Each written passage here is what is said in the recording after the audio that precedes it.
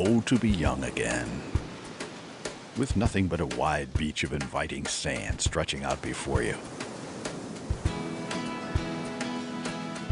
When we were 6 or 7, maybe even 10 or 12, there wasn't anything too much better than time spent building castles in the sand.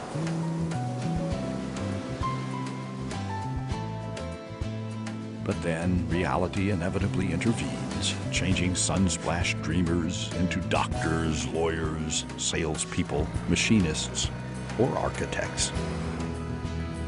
Unless, of course, you are Ed Moore, a Raleigh architect who regularly carves time out from his busy career to play in the sand.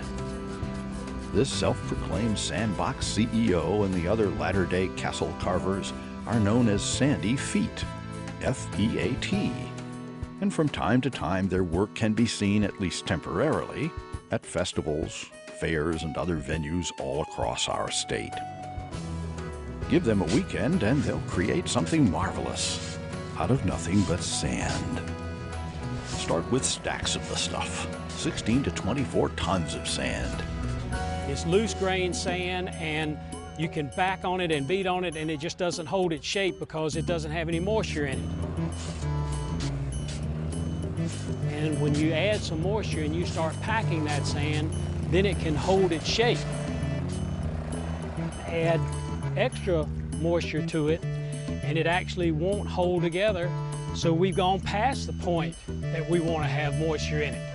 It's kind of like making homemade biscuits. You can either put too much or too little. What will this Sandy Feet become? No doubt a uniquely wonderful and most likely whimsical creation to commemorate this year's Festival for the Eno.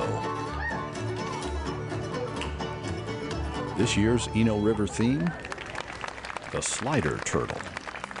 You know, I wanted to capture something using turtles. Last year it was it was the lightning bugs. The lightning bugs last year, and so we had kids catching lightning bugs, but then we had 2 giant lightning bugs catching kids.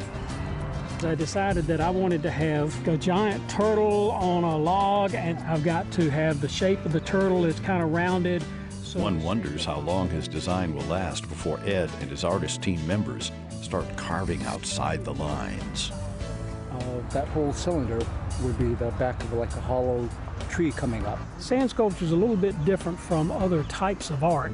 We can have 2 or 3 artists working together. That's right, exactly. Like they climb up this thing. Exactly. That's how you get up. Yep. And you say, okay, well, hey, that's a great idea, or why don't you fly with that? And then it's sort of a blending of art form together. And that's sort of what I like about the sand sculpting.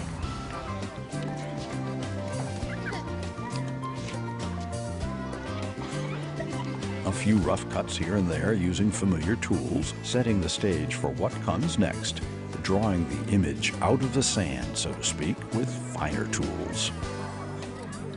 These are just mason's trowels. Some of them are pointed. Some of them used to be square like this, and you've worn it down because that sand wears it down. It's a wonder we have any fingerprints left. Since sand sculpting is a performing art, there's always an appreciative audience. And people can watch it progress. They can come back later that day and see new things that have come out. They're here to have a good time. We're here to help entertain everybody. And it's for us. We're here to have a good time. One of the craft's more fascinating techniques is how grooves and pockets in the sand are carved out to produce contrast and character. Since sand sculpting is monochromatic, you're only working with one color. The only way that you can create things is to create shadow. We have to be able to carve in enough and carve under something and make something protrude out to create a change in light. We do have to tell people when they're taking photographs, don't use your flash. The light goes into and takes away all the shadow.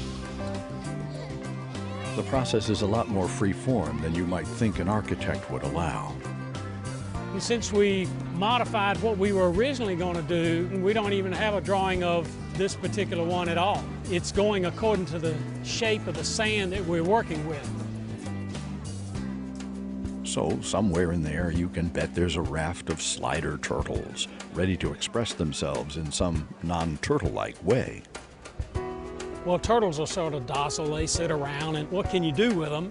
And then we said, well, slider turtles, and that's when we started talking and saying, well, they could be sliding. Well, let's put them on a slide. So we're going to have these turtles climbing up this stump to get up to the top to come zipping down.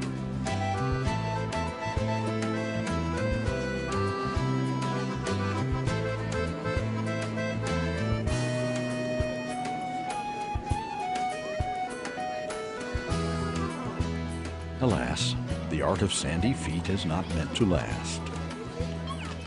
Except as a memory of that perfect summer's day at Eno River State Park. People say, well, don't you want to save it and have it, you know, permanently covered with something and make it stay forever? And I say, no, not really, because it's the fun of doing it.